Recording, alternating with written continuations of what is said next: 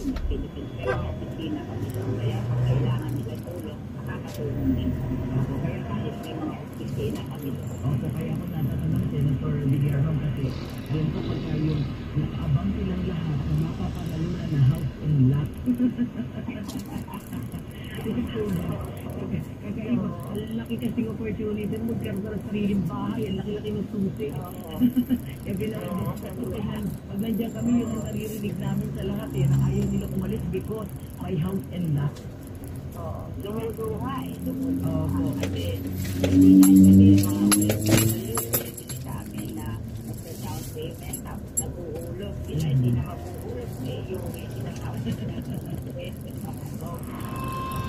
Ayun, karoon sariling bahay. Kaya sabi nga po nila, tinatanong nila ngayon, may mga nagtatanong dito, meron po bang house and lot ulit? Siyempre.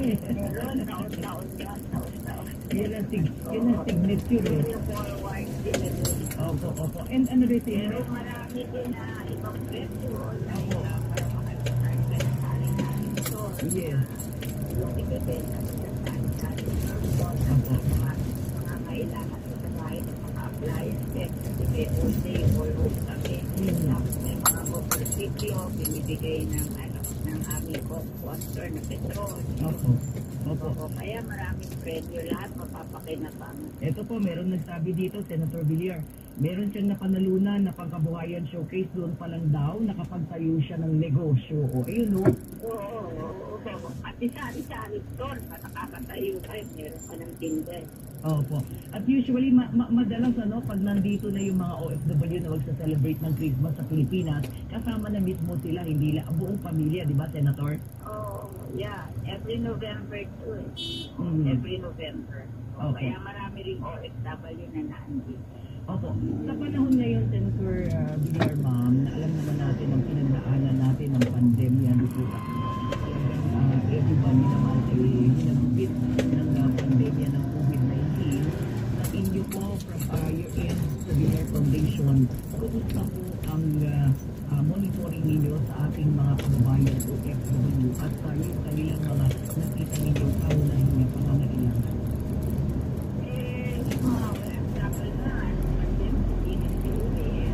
Wala ka naman nila, papadala nila ng pera. Sabi na mga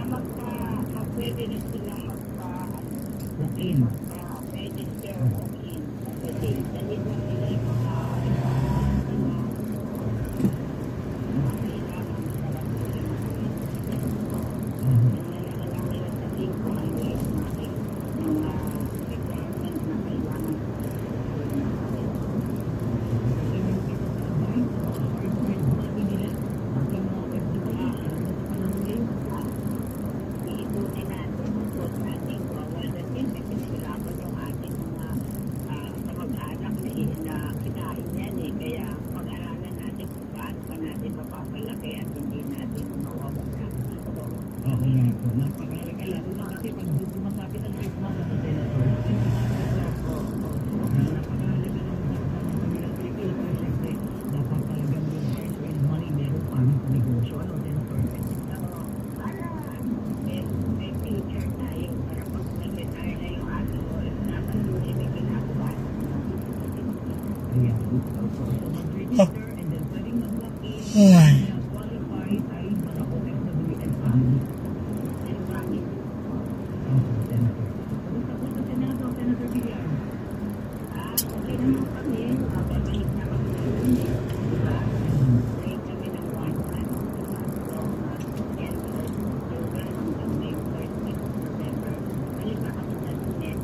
Kaya namin ang budget. At pagpulit na tapusin namin ng November para sa December, pipirmahan ni Presidente ma-implement ng gano'n. Ayun. Ang balik ka, trabaho na kayo. Ayun. So, at kami pala ang aming group pala na DTRH. Mayroon kaming group, Senator, at iyan ay para sa mga tiyamba. Weekend po ang salamat po. And naalala at naalala sa inyong reality. Makikita po namin din ito ang family. Salamat. Palagi po natin partner DTRH. Yes, Senator. Thank you very much. Senator, maraming salamat po. Thank you so much. Thank you, Jay, at thank you, Jay. Thank you so much. Kaibigan, Senator Cynthia Villar, Director for Religious Foundation at Senate Manager ng Senate Committee on at natin mga kaibigan, dahil sa tayo nito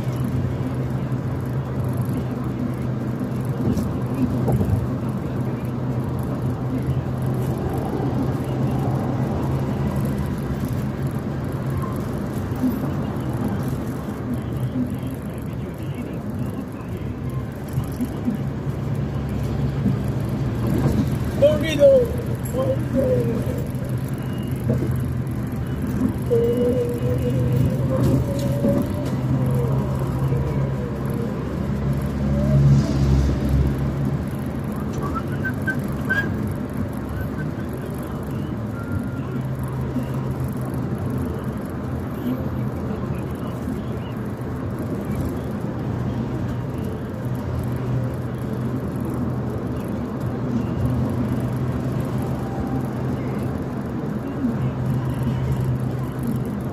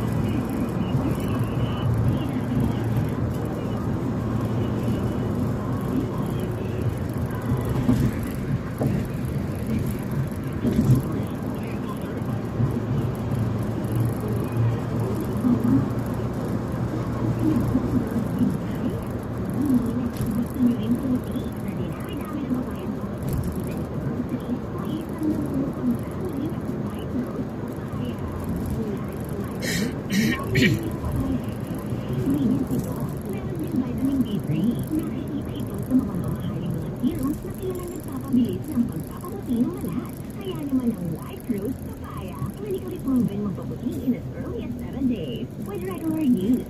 Papaya puti, papaya fast. At yan ang White Rose Papaya. Isa na namang karangalan ang nasungkit ng DZRH. Kaya naman, ipinagpapasalamat namin ito sa inyong masugid na pagsubaybay. Ibinanghal bilang Station of the Year ng Manila Overseas Press Club ang inyong DZRH at ginawaran sila Isaiah Macalma bilang Radio Broadcaster of the Year. Patunay ng inyong walang sawang pagsubaybay. Kapag kilala ko ito, sama tayo sa Pilipinas.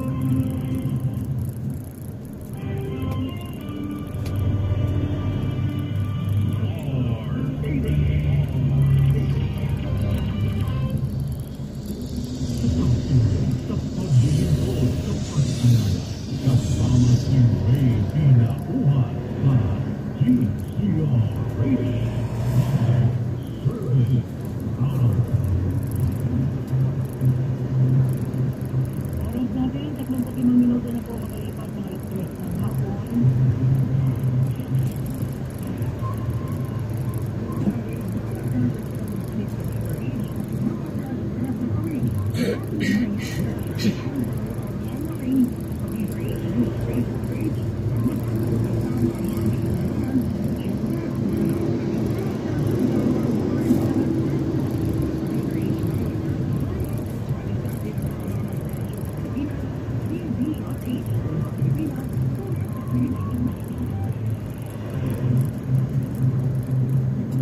At sa ating unang tanong, para po sa mananalo ng 500 peso, nandiyan na yung naluluot. Kaya para sa ating mga cash online,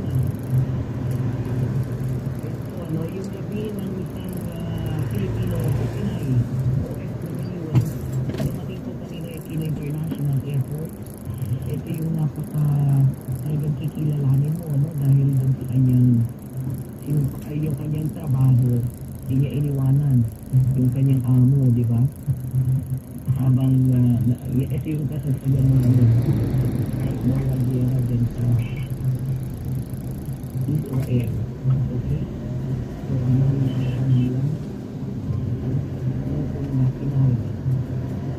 Unang tao, nanalo po ng 500 pesos.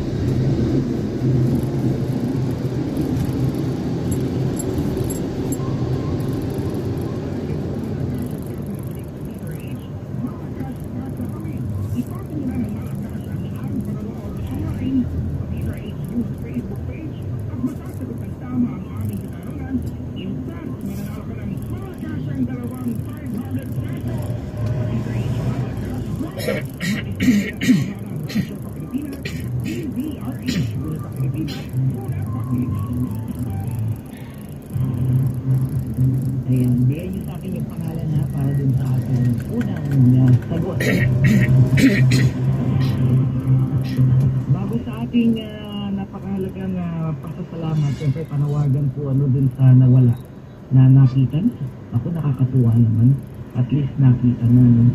Okay na? Nasa linya na ba? Okay, nasa linya na natin. Usapin natin mga kaibigan sapagkat si Tatay Roberto po sa pagkwentuhan natin.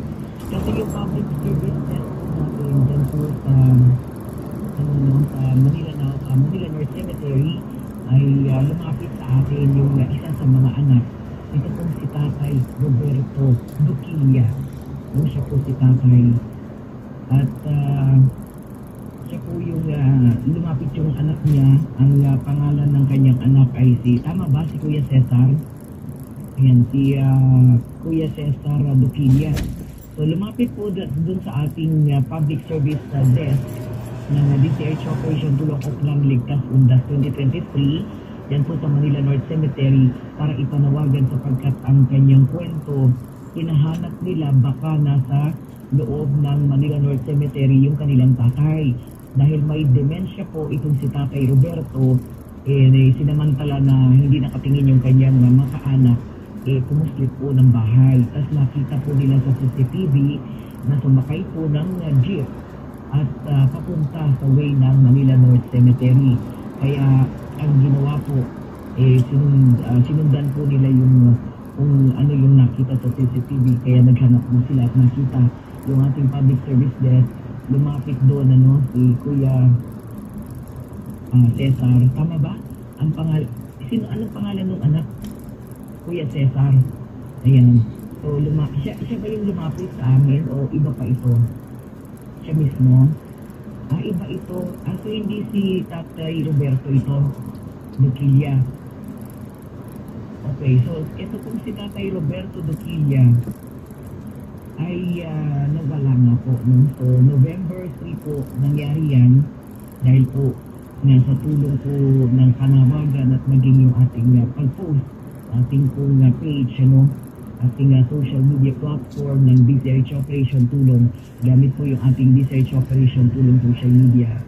So, yung panawagan din po nung nakaraang undas ay nung siya po ay mawala sa kanilang bahay dyan po sa Juan Luna. Juan Luna, Tondo, Manila. So, ito po yung nangyari hanggang gabi. Nung kami po ay nariyan pa, binabalik-balikan itong kanyang anak. Yung kanyang tatay, baka daw kasi uminom daw ng gamot nung umalis ng bahay para tulong sa kanyang dementia, and then baka nakatulog kung saan. So, yun yung kanila po yung kanilang iniisip that night. Kaya nagbantay sila doon sa Manila North Cemetery, nakaabang doon po sa exit area, yung labasan ng napakaraming nagpunta sa loob ng Manila North Cemetery. Ayun, kasi nandun po yung asawa nitong si Tatay Roberto Duquilla. So yung nanay po nitong kanyang mga anak. So ang paniniwala nila may din nandoon, pero nung kanilang pinuntahan ng maaga pa, wala po. So napag-alaman nila ngayon na yung kanila pong tatay na aksidente at nadala po sa isang ospital dyan po sa Quezon City. So, paano po nangyari yun, aalamin natin mamaya kung paano na-trace na nawawala nga itong si tatay, na ipanawagan sa pamamagitan po natin ng social media. So, nailipat po siya sa Tondo Medical Center at nung tanungin ng mga staff sa ospital kung taga saan si tatay, hindi niya po yun masagot.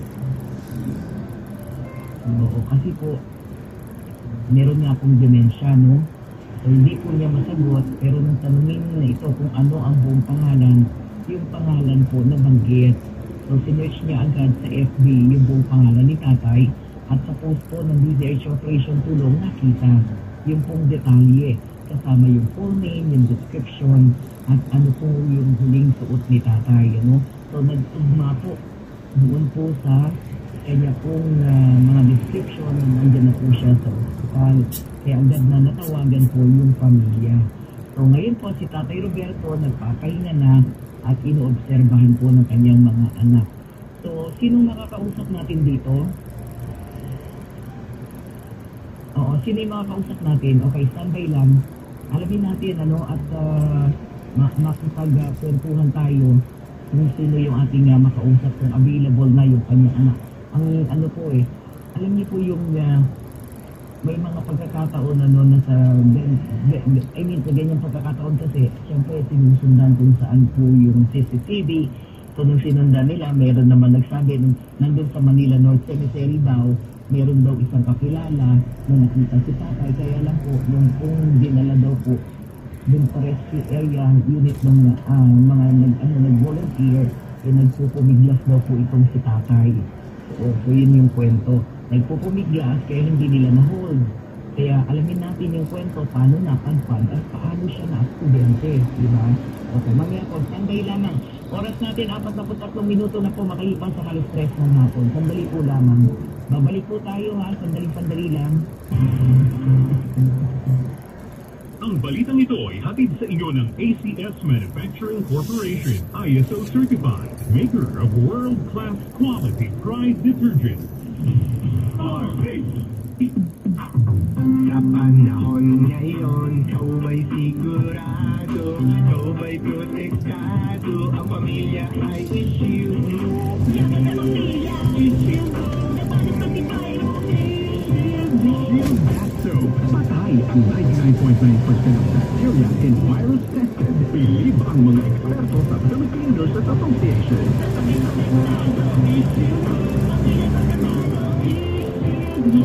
Gas soap, manufactured by ATS Manufacturing Corporation, ISO certified world-class quality. Ito ang maipapayo ko sa'yo. Pagdating sa kalusugan ay di mapapaano kahit paano ay pabago-bago. Alagay protektado, Thunderbird Electrogen D+. May mataas na level ng electrolyte, may dextrose, multivitamins at glycine. Kombinasyong tumutulong sa pagdepensa sa stress. Ulit umaraw, okay lang. Thunderbird Electrogen D+. Depensa sa anumang panahon. Thunderbird Electrogen. Depensa sa anumang panahon. At damit na ka-bloom sa bango, subukan ang Charm Fabric Conditioner.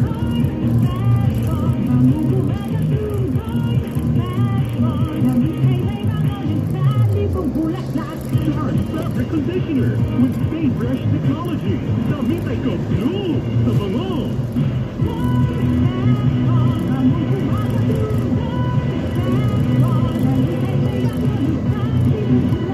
Charm Fabric Conditioner, manufactured by ATS Manufacturing Corporation, ISO certified, world-class quality. Treat yourself to Changlu's favorite snack that makes them so kilig. Tongjin Kiba. There's nothing like this warm, cream cheesy, garlicky treat that's both yummy and nakakakilig. Nothing like Tongjin Kiba. Pasalubong ng bayan. Tongjin, pasalubong ng bayan. Isa na namang karangalan ang nasunggit ng DRH. Kaya naman, ipinagpapasalamat namin ito sa inyong masugid na pagsubaybay. Itinanghal bilang Station of the Year ng Manila Overseas Press Club ang inyong DRH at ginawaran sila kay Teo Macalma bilang Radio Broadcaster of the Year. Patunay ng inyong walang sawang pagsubaybay sa pagkilalang ito. Sama-sama tayo, Pilipinas.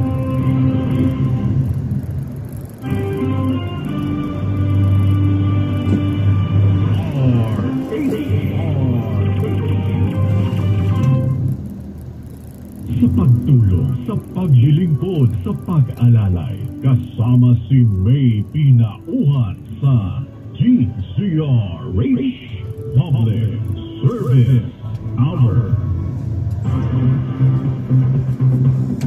Oras natin mga kaibigan, 46 na minuto makalipas po alas 3 ng hapon. Okay mga kaibigan, meron po tayong nangangailangan po ng dugo, agad-agad. Kailangan po ng dugo. Tayo po ay nagpapahanap ngayon sa Dugong Alay Digtong Buhay with President Serena Marilag sapagkat meron pong 42 years old na naka-admit po dyan sa Perpetual Health Medical Center sa Binyan City, Laguna. So nangangailangan po ng dugo, B positive o B plus. At siya po ay nangangailangan ng 3 bag. So tayo po ay magpapasalamat maya-maya. And of course, pahanap tayo sa ating mga partner hospital ng Dugong Alay Digtong Buhay. Meron tayong mga bloodletting. Ngayon, pag-usapan po natin ang isa pong panyaya para po sa lahat ng mga blood donor. Maaari po mag-donate this month of November. Meron po tayong blood donation sa darating na November 5. This coming Sunday po yan. CM Recto para Marikina City. So, nandyan po ang partner hospital natin, ang Our Lady of Praise Hospital. At para po doon sa mga maaari po mag-donate, ayan, pwede po kayong magpunta again sa number 233 CM Recto Street, Parang Marikina City. Yan po ay sa Holy Family Parish. So, Holy Family Parish, simbahan po ang magpapa-bloodletting. Pwede kayong pumunta from 8 o'clock in the morning. And then, November 11, Saturday, so meron pong bloodletting So, next Saturday na po ito, no, sa Mayamot, Antipolo, Rizal. Antipolo City po dyan. Ang partner hospital natin, Cardinal Santos Medical Center. So, yung mga susunod na announcement, gawin po natin yan. Ano? But anyway, so habang inaantabayanan natin, wala pa rin tayo, hindi ba makontak yung kamag-anak. Okay, meron tayong mahalagang panawagan pa rin ng nawawala this time. Ang nawawala po ay isang 73 years old. Naku, ang ating mga lolo, no? Mga lola na nawawala at nawawalay sa kanilang pamilya.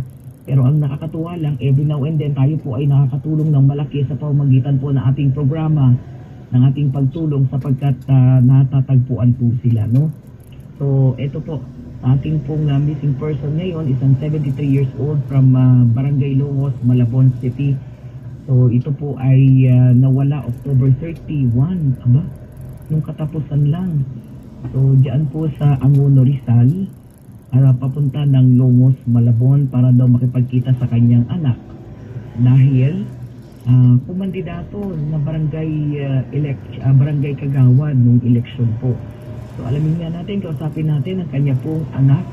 Ang pangalan po ng nawawala, Cesar Coriano Sr. Pero ngayon, ang kakausapin natin ay ang kanya pong junior, ano? Si Kuya Cesar Coriano Jr.